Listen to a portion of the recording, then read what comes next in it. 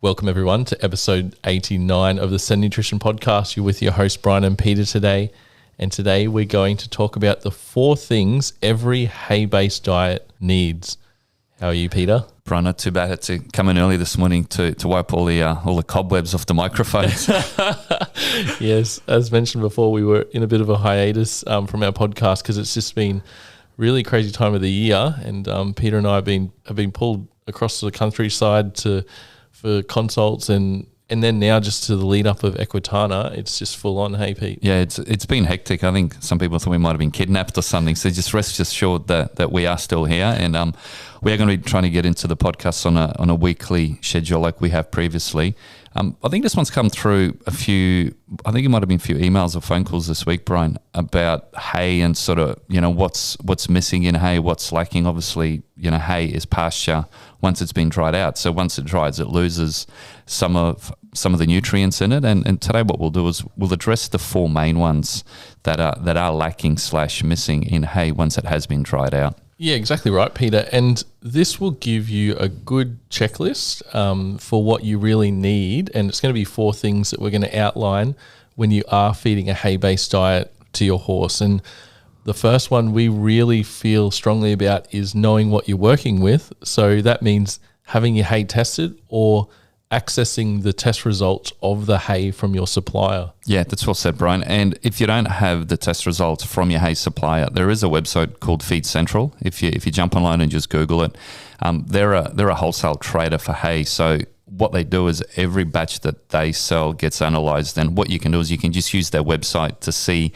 what the analysis of your particular hay is that you're using. And further on to that, we do sound like a broken record, but we do advocate feeding a grassy hay if you can, and whether that's a subtropical hay like Rhodes grass or teff for argument's sake.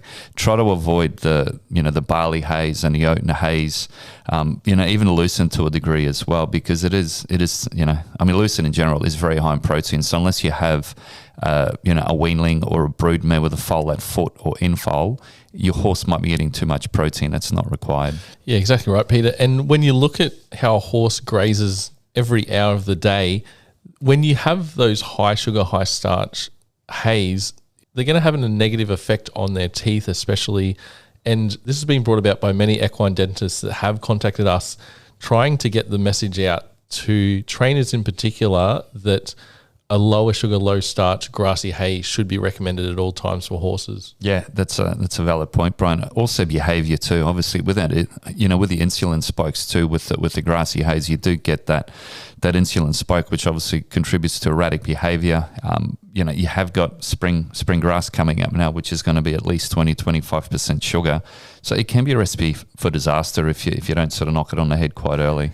And when you have your starting point with your hay analysis, then you can work through making that the foundation of the diet and then look at how to balance that with a healthy vitamin mineral balancer. And this is what we're going to go through now. Yeah, and as a just side note, we have a running joke here when in sort of Queensland, sort of subtropical hays like the Rhodes grass, when some merchants do sell Rhodes grass, it's not the Rhodes grass from the side of the road. It's got to be a proper Rhodes grass. So look for a hay, especially this time of the year. Obviously, the fresh cut's coming. So look for leafy, not too much stem, not many sort of heads. So just have a look at the hay that you're buying. Make sure that hasn't been shedded for 8 years. Yeah, we're really passionate about our hays, and particularly our grassy hay, as this is how the horse's physiology is built to really have access to that 24/7 if they don't have access to good pasture. And one last point just to finish here, Brian, we do advocate at CEN the majority of your calories do come from pasture or hay. So this is why we only have 2 bagged feeds. You don't have to feed 5 or 6 kilograms of our bagged feeds, because we do advocate that majority of your calories should be from hay or pasture. If you have got pasture, you might not be as reliant upon hay this time of the year.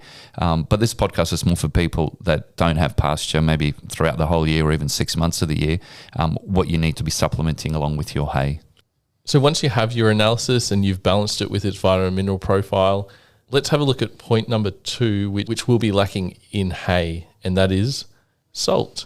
Yeah, sodium chloride, Brian. I think it's one of the most probably under talked about subjects, I think, in our industry.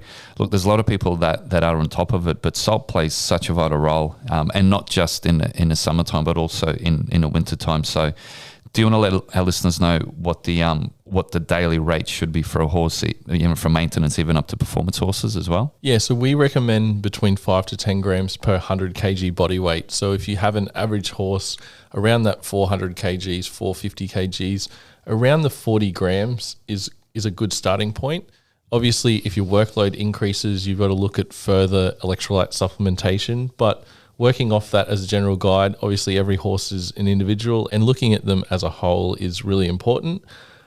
We cannot put enough sodium chloride in a pellet. So all these feeds, including our hard feeds, they won't cater for enough salt in there. So that's why adding it on top is what we need. And Pete will explain to you why salt lick is not ideal. Well, Bryan, I haven't done this personally with a salt lick, but I have thought about it, and just thought of me licking a coarse salt lick for 30 days. I think my tongue's going to be turned to shreds, and that gin won't be tasting like a gin on a Friday night. Exactly, and I don't think you'd be able to measure 40 grams per day every single day, because you'd probably be the smartest horse. Well, I'd probably give up after day 2 because my tongue's going to be sore. Yeah. So the point we're trying to make is that, like, on paper and in theory, the salt licks look amazing and they sort of tick a few boxes, but physically it's very hard to get your horse to lick 40 grams each day, every day, and this is why it needs to get added to the feed. Yeah, and that's also scientifically proven, and there has been reports on the variables that they do not intake that amount of salt, or that exact amount of salt that they require per day. Yeah, and just further on to that, if you are feeding a vitamin and mineral supplement to balance up the hay and it does not contain iodine, you might have to look into an iodinized salt as well. Yeah, and all the salts available on the market, just the food grade, is really good. It's cheap, and it's a really good missing link that you can include in any grassy hay diet that you choose if you haven't been feeding it. Yeah, that's well said, Bryan. So the third point we're going to get into is the vitamin E. So basically, horses require vitamin E and at least 1,000 international units per day. If you have got a horse with a compromised immune system, or you're looking at and trying to improve the immune system, you probably want to look at around 2,000 to 3,000 international units.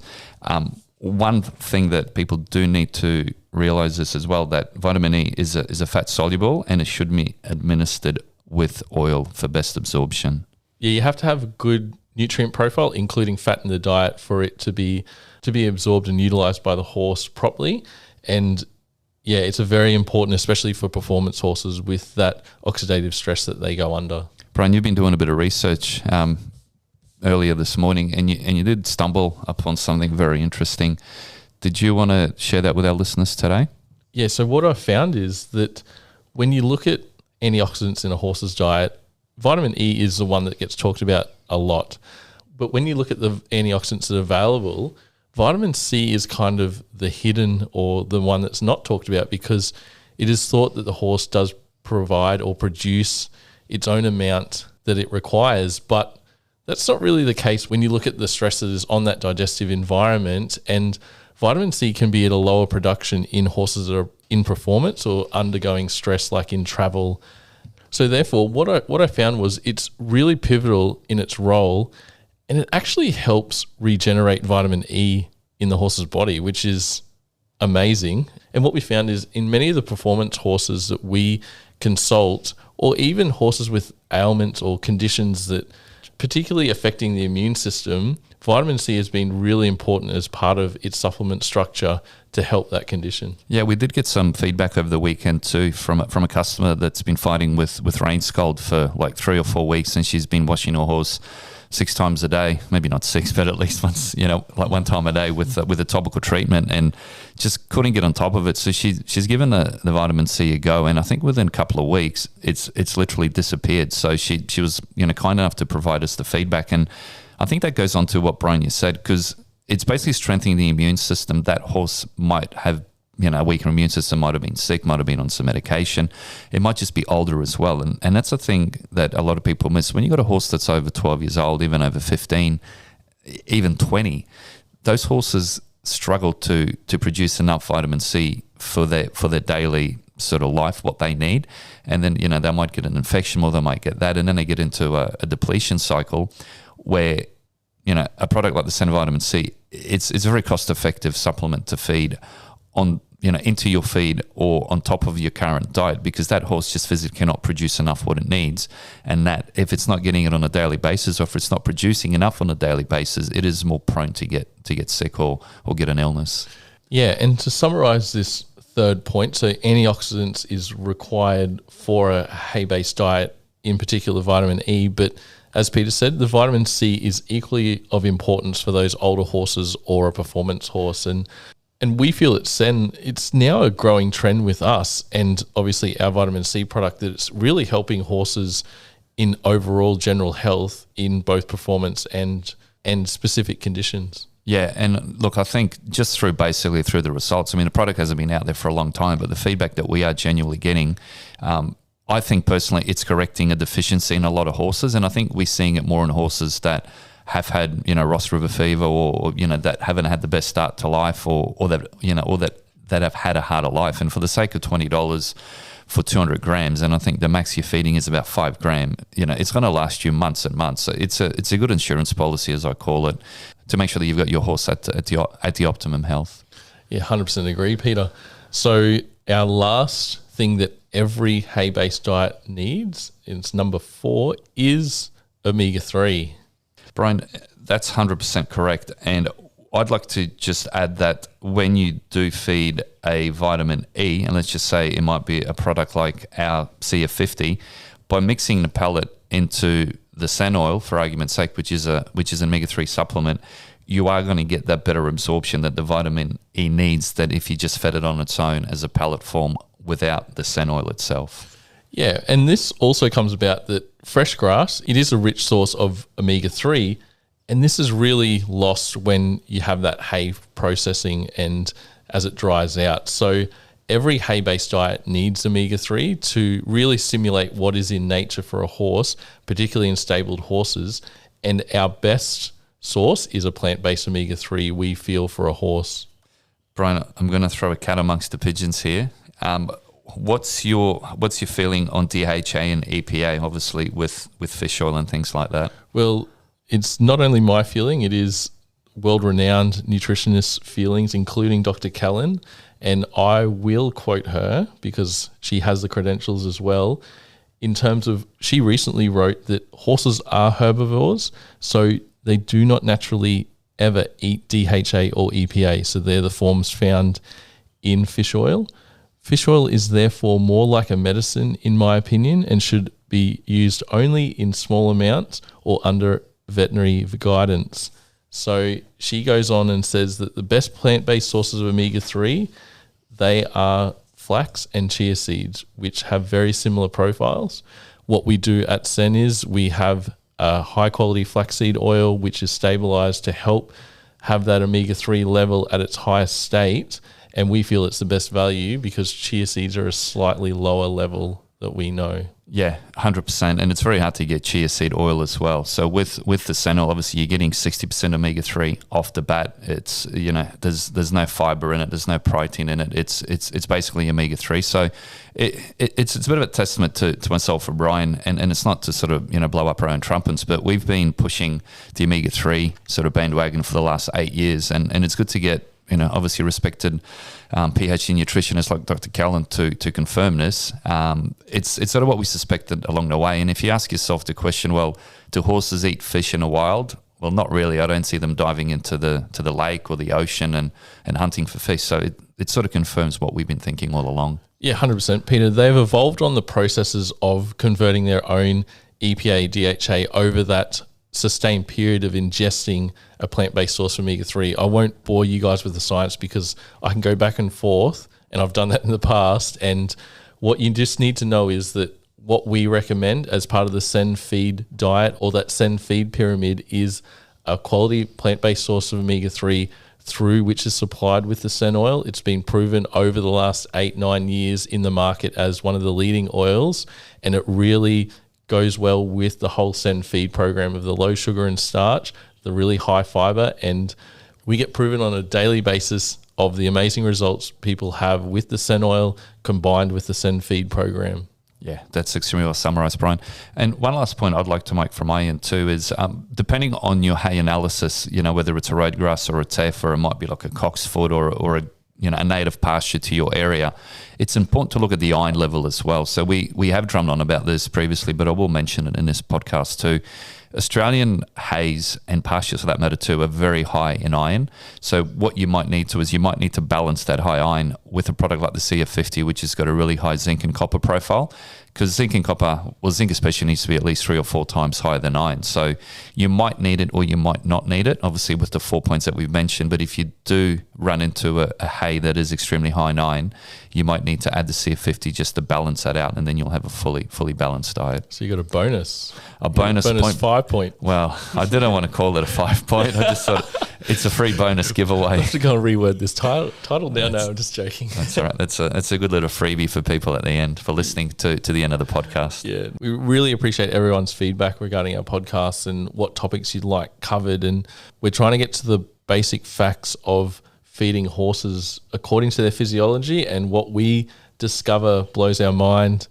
And I'm sure it does to you guys, and we just try and make it easier to understand. I think it's a different theory, I think, what we have. And look, we believe in going back to nature, what horses evolved for thousands, if not hundreds of thousands of years. And look, end of the day, they're vegetarians that ferment fiber. So if we stick to that principle, I think we're going to go a long way.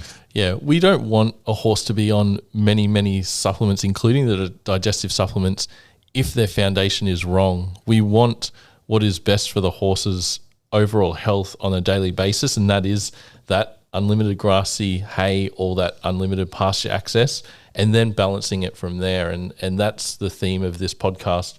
What is required when feeding that hay-based diet, and you have those 4 or that bonus 5th point that Peter outlined. That's all summarised, Brian. I've got nothing further onto this podcast. Anything yourself you want to leave with our listeners? I better start packing because we got flights to go on, and we can't wait to meet everyone down in Equitana. I think this podcast will be released just before the first day, and we will be discussing our CEN feed pyramid to everyone that wants to have a listen, wants to have a look at our products. You'll be quite surprised if you haven't seen the CEN feed, so the CEN CF50, the lupin pellet, or the grain-free opened. It looks a little bit different to our competitors because we do things differently at CEN in terms of our manufacturing of our products with no oil or fillers in them. So, Brian, they both smell so good I could eat them for breakfast. Well, I think I have. Well, yeah, no, 100% agree, Peter. Wouldn't go that far, but I'm sure horses really love it. Well, we'll see you guys again next week, and thanks for tuning in this week. Yeah, thanks, guys.